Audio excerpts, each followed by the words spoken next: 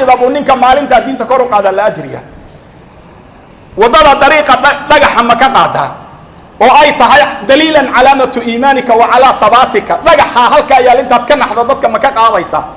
waa maya nin Soomaali haduu gaari wata xitaa dhagax ka hor yimaada qaadi mahayo dhinac buu ka mari haduu rabana shafkuba ugu duugi nin Soomaali oo wadada qoriya ka qaadi ma aragta ya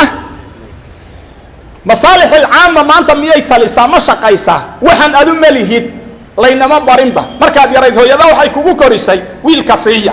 widinka yar yahay siiya uu ka weyn yahay sii umad oo dhan buu sii ka wada rabaa marka war wiilka siiya iska sii hooyo isaga ka yare xaqan adaale lama barin moogtahay intan yaale reeraha le halkan yaa u xoog badan inaga halkan yaa jooga inaga yaale adiga iyo inaga un buu u dhaxeeyaa umad baa maadeedu tahay haduu lowga ka guba xagasha ka gub haduu ku qaniyo ka fujisee ku dhag aduguna waxay yiraahdeen inaan warankaagu ka celin wacad ee bakaama celiyo waxa weeye waxaasan ku yeelay mehe waxaasan ku tarayba lama yiraahdo shan farood aan shantaadu ka celin sharciga ilaahay kama dabaalo iya bal adu hadisu xambaarisa fa'fu wasbahu ala tuhibuna an yaghfira Allah lakum bal afiya oo dhaafada quraanka ku jirtee ma Soomaaliyeed oo iska afiyo dadka u dhaafak ii keen adu naba jirto iska celi haduu ku taabtaabo garaac wala garaacay ilma yaro toddoba jira oo dhar iskool buu uniform buu labisan yahay abihi baa gacanta haya waa ooyahaya wuxuu wariyaa maxaan ku dhalay anigu meelma hebelka inaad iska dhicin weydo maalin walba raashin baan ku siiya abaad leedahay reer baad leedahay qabiil baad ka dhalatay waa toddoba jir qabiil ka dhashaya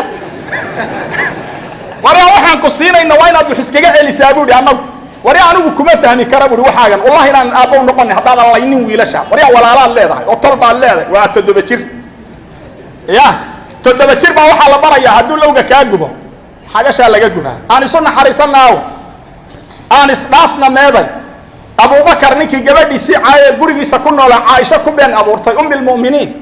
markuu hadlay uu yiri wallahi inaana misdax maanta dabadeed nafaqaynay ilaahay muxuu ku yiri ala tuhibuna an yaghfir Allah lakum غفرانك إلهي هداد جعشها أدوب غفران سمايا ضدك سكتها فرعون باوغو حما